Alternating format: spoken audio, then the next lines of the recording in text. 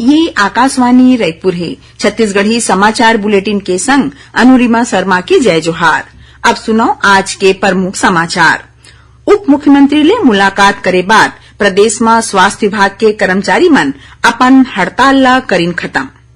Bharatiya Janata party की नवा राष्ट्रीय कार्यकारिणी में छत्तीसगढ़ के दू झीन बड़का नेता धरमलाल कौशिक और विष्णुदेव साय ला शामिल करेगे है। औ सावन महीना के काली पहली सम्मार हरे एला देखत राजधानी रायपुर समेत प्रदेश भर के शंकर मंदिर मन में विशेष इंतजाम करेगे है। अब समाचार विस्तार ले। प्रदेश में स्वास्थ्य विभाग के कर्मचारी मन अपन हड़ताल ला खत्म कर दे हैं। प्रदेश स्वास्थ्य कर्मचारी संघ के सदस्य मन आज उप मुख्यमंत्री और स्वास्थ्य मंत्री टीएस सिंहदेव ले रायपुर में मुलाकात करे बाद हड़ताल सिरोय के ऐलान करीन। श्री सिंहदेव स्वास्थ्य कर्मी मन के मांगों पर सहानुभूतिपूर्वक विचार करे के संगे शासन के आगू में उखर मन के बात ला राखे के आश्वासन दीन। ए कर्मचारी मन अपन कई ठीन मांग ला लेके बीते 4 जुलाई ले हड़ताल में रहीन। यहाँ ये बता दन कि श्री सिंहदेव राज्य के लोगन मन के हित में स्वास्थ्य विभाग के कर्मचारी मन ले काम में लौटे के आग्रह करे रहीन। भारतीय जनता पार्टी के राष्ट्रीय अध्यक्ष जेपी नड्डा राष्ट्रीय कार्यकारिणी में फेरबदल करे है। नवा सूची में छत्तीसगढ़ के दू झीन बड़का नेता धरमलाल कौशिक और विष्णुदेव साय के नाम घलो शामिल हवे। संगठन में नवा जिम्मेदारी मिले बाद श्री कौशिक राष्ट्रीय और प्रदेश नेतृत्व पर आभार जतईन है। ओमन कहीन की एदारी छत्तीसगढ़ में भाजपा के सरकार बनाना उनकर एकमात्र मिशन है और ए जवाबदारी ला निभाए में ओमन लगे हवे। यही बीच भाजपा के प्रदेश अध्यक्ष अरुण साव चुनाव घोषणा पत्र समिति के सदस्य मन की नियुक्ति घलो कर दे है। 31 जन सदस्य वाले ए समिति में सांसद विजय बघेल ला संयोजक और पार्टी के बड़का नेता रामविचार नेताम, अमर अग्रवाल और शिवरतन शर्मा ला सह संयोजक बनाए गए है। छत्तीसगढ़ में ए बछर प्रस्तावित विधानसभा चुनाव ल लेके भारत निर्वाचन आयोग प्रशासनिक तैयारी तेज कर दी है। ए बेरा चुनाव के पहली मतदाता सूची में नाम जोड़े, हटाए और सुधारे के काम चलत है। ए दौरान अधिकारी मन घरों घर जाके सर्वे करे के काम करत हैं। सर्वे में नवा अपंजीकृत नागरिक मृत अस्थायी रूप ले ट्रांसफर होए मतदाता मन के चिन्हारी करे जाथे। संगे 18 बछर पूरा कर चुके जवान लइका मन के नाम मतदाता सूची में जोड़े खातिर आवेदन घलो भरे जाथे। ए कार्यक्रम 1 अक्टूबर तक ले चलही। एखर संगे निर्वाचन आयोग ऑनलाइन फार्म भरे बर वोटर हेल्पलाइन ऐप और वोटर सर्विस पोर्टल बनाए हैं। निर्वाचन आयोग डहर ने जारी कार्यक्रम मुताबिक मतदाता सूची के प्रारंभिक प्रकाशन प्रदेश के सबो मतदान केंद्र और मुख्य निर्वाचन पदाधिकारी कार्यालय के वेबसाइट में 2 अगस्त और अंतिम प्रकाशन 4 अक्टूबर के करे जाही।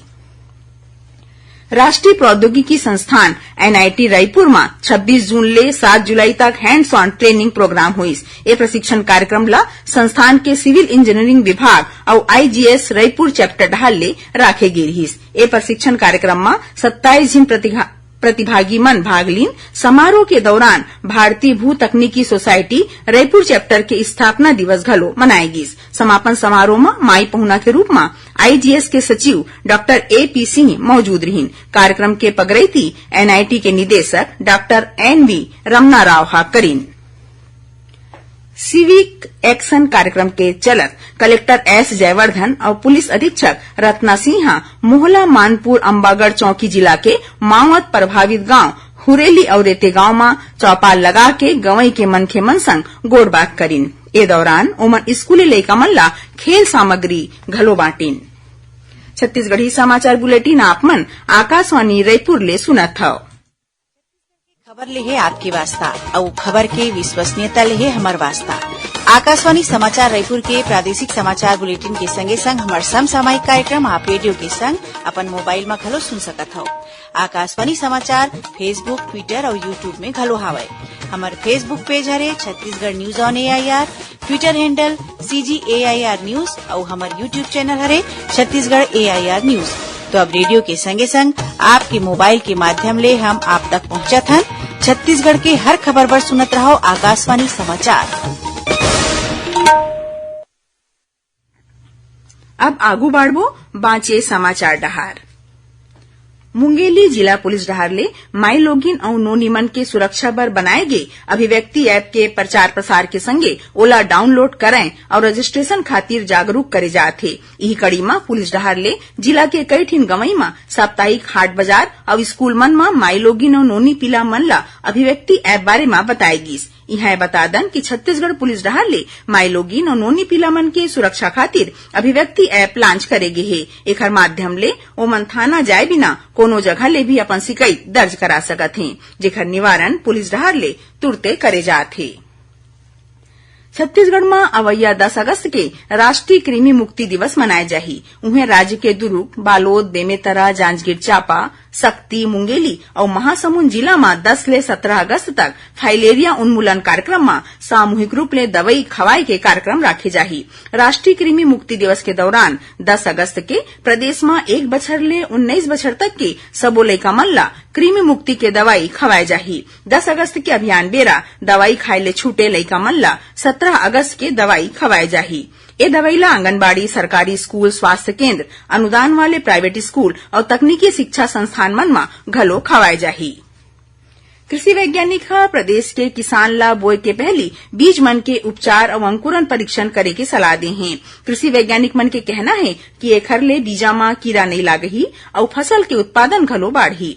किसान मन ला सलाह देगे है कि ओमन धान के 10 बछर ले ज्यादा जुन्ना किस्म के चुनाई झन करें, काबर की ओमा कीड़ा संबंधी रोग ले लड़े के पावर नहीं रहे। संगे किसान मन ज्यादा देरी ले पाके तैसन धान के किस्म के चुनाई घलो झन करें, काबर की एखर ले रबी फसल प्रभावित होथे।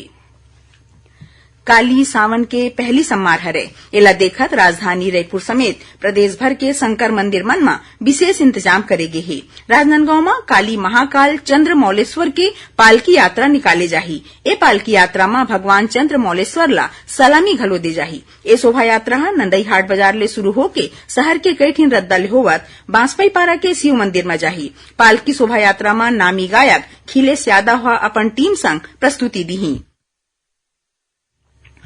उन्हें कबीरधाम जिला के भोरमदेव मंदिर में काली कांवड़िया और श्रद्धालु मन डहारले भगवान शिव के जलाभिषेक और विशेष पूजा अर्चना करे जाही। काली बिहनिया श्रद्धालु मन कंवरधा के प्राचीन बूढ़ा महादेव मंदिर ले भोरमदेव मंदिर तक बर पद यात्रा शुरू करही। कलेक्टर जन्मेजय महोबेहा आज पद यात्रा के तैयारी ला लेके निरीक्षण करीन। संघीय अधिकारी मन ला श्रद्धालु मन के स्वास्थ्य समेत अन्य जरूरी सहूलियत दे खातिर निर्देश घलो दीन। मुख्यमंत्री भूपेश बघेल और विधानसभा अध्यक्ष डॉक्टर चरणदास महंता सावन महीना के पहली सोमवार मौका में प्रदेशवासी मन ला बधाई और शुभकामना दीन है।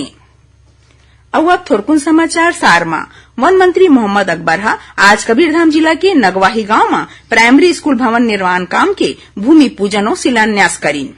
रायपुर ग्रामीण विधायक सत्यनारायण शर्मा और जिला केंद्रीय सहकारी बैंक के अध्यक्ष पंकज शर्मा स्कूली लइका और स्वयंसेवी संस्था मन के सदस्य मन संग आज रायपुर के पचपेड़ी नाका ले देवपुरी तक पौधारोपण करके स्वच्छ पर्यावरण के आरो दीन। और जांजगीर चांपा जिला के वेल विसर फाउंडेशन अकलतरा डहार ले बनाहिल गांव के ऋषभ विद्योदय महाविद्यालय में बड़का पत्रकार कुंज बिहारी साहू के सुरता में जैविक खेती अभियान, पौधारोपण, कैरियर गाइडेंस और जागरूकता कार्यक्रम राखे गे रहीस।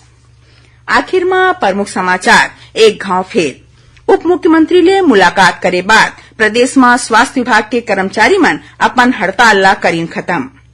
भारतीय जनता पार्टी के नवा राष्ट्रीय कार्यकारिणी में छत्तीसगढ़ के दू झीन बड़का नेता धरमलाल कौशिक और विष्णुदेव साय ला शामिल करेगे है। और सावन महीना के काली पहली सम्मार हरे एला देखत राजधानी रायपुर समेत प्रदेश भर के शंकर मंदिर मन में विशेष इंतजाम करेगे है। एकरे संग छत्तीसगढ़ी समाचार बुलेटिन यहीं सिरावत है। जय जोहार।